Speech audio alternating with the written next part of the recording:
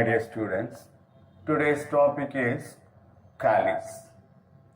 Calyx is the outermost whorl of the flower.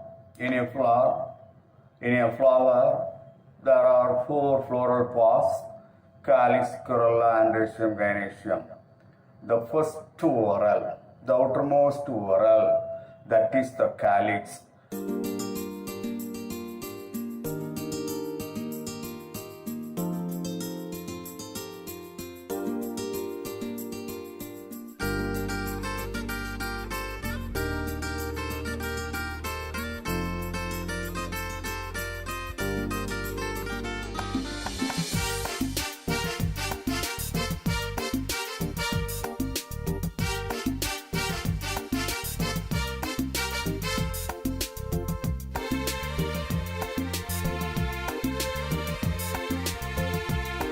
It is green in color.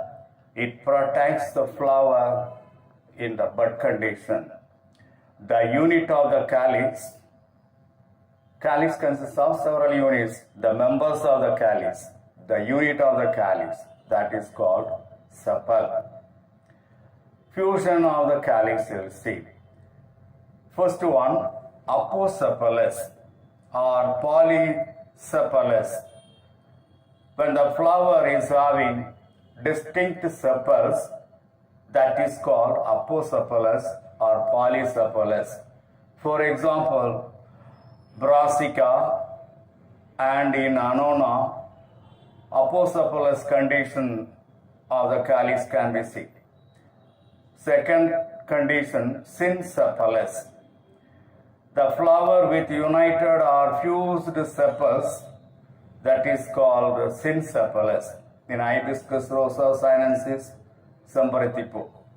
You can see synsepalous condition of calyx can be seen. All the sepals are united and form a cup-like structure.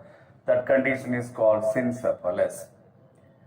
Now we will see the duration of the floral pause.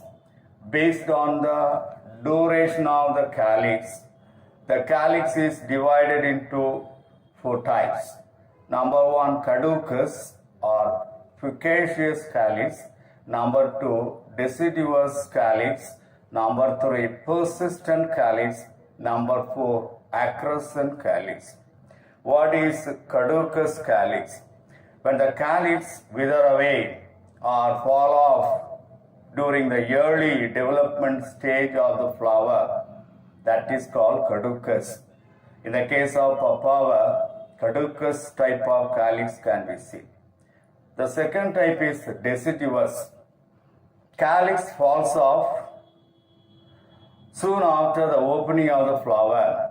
When the calyx wither away from the flower, soon after the flower is open, that is called deciduous calyx. For example, in the case of Nelumbo, deciduous calyx can be seen. The third one is persistent. When the calyx remain united with the fruit and forms a cup at the base of the fruit, as in the case of brinjal, that is called persistent calyx.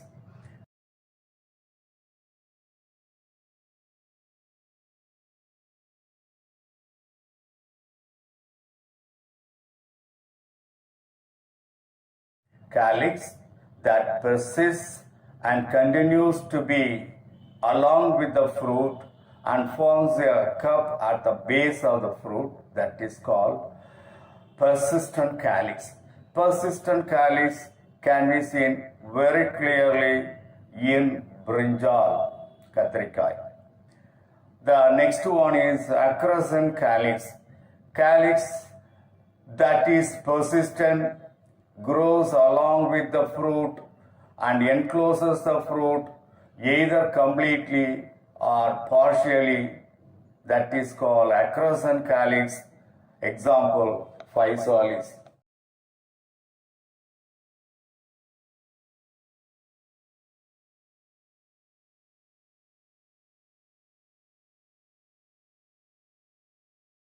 This is the persistent calyx. In brinjal, persistent calyx can be seen. In the case of physalis, the calyx grow above the fruit, grow over the fruit and covers the fruit inside, enclosing the fruit inside. Such a type of calyx that is called acrescent calyx. Now we'll see the modification of the calyx. What are the modifications seen in the calyx? There are several types of modification. 6 types of calyx modified. This is the 6 types. First one, the campanulate calyx. Second one, urceolate calyx. And the third one, tubular calyx. Fourth one, two-lipped calyx. Fifth one, petaloid calyx. Sixth one, pappus calyx. The first one is campanulate calyx. Campanulate calyx means bell-shaped calyx. In any flower, bell-shaped calyx is seen. That is the campanulate calyx.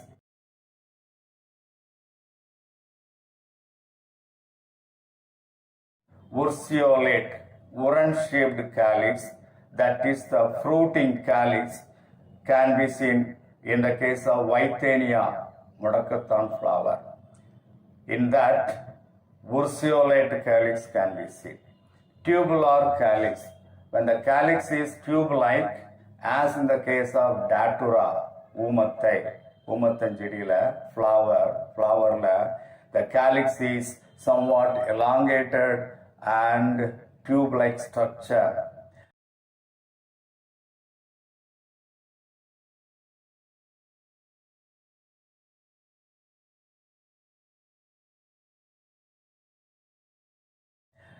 The fourth one is two-lipped calyx. When the calyx is having 2 lips, upper lip and lower lip like that, this is the upper lip and this is the lower lip that forms the calyx. Upper lip and lower lip is seen in any one of the flower. Say for example, in the case of Vasimum, Tulasi, two-lipped calyx can be seen. In the two-lipped calyx, upper lip and lower lip can be seen prominently. So that is two-lipped calyx. Petaloid calyx. The next one is petaloid calyx. When the calyx is colored like that of the petaloid calyx. That is, for example, in the case of Saraka and Musanda, in these 2 cases, petaloid calyx can be seen. Pappus calyx. This is the pappus calyx. When the calyx is modified into hair-like structures, minute hair-like structures, and that is the pappus calyx.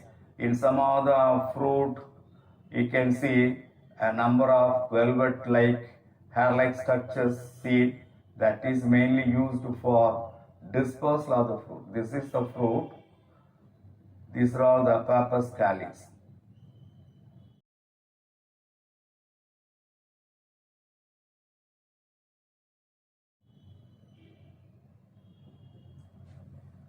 So these are all the several modifications of the calyx. Next, I will pass on to the corolla. Corolla is the most attractive colored part, brightly colored part of the flower.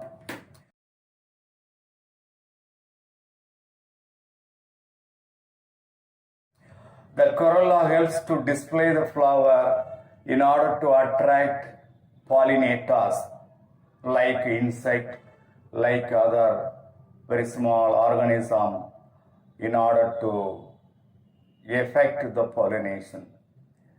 Fusion. When the petals of the corolla are distinct, the condition is called apopetalous. As far as fusion is concerned, there are 2 types considered. One is apopetalous, another one is sympatalous.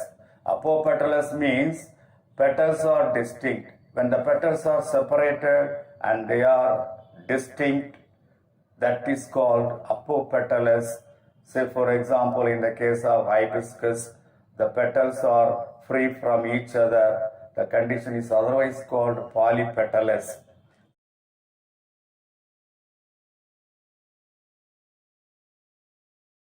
The second type is sympatalous, synpetalous or gamopetalous. When the petals are fused, when the petals are united in a flower, that petals, united petals, is technically called synpetalous or gamopetalous. For example, in the case of datura, all the 5 petals are united and form funnel-shaped structure.